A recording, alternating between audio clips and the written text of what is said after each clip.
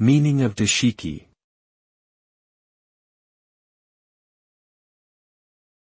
Dashiki.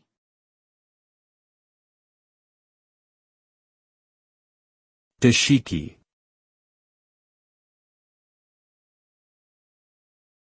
Dashiki.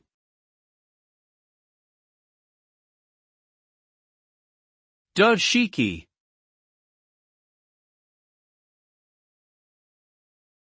The dashiki is a colorful, loose-fitting garment worn in West Africa, often adorned with intricate patterns and designs.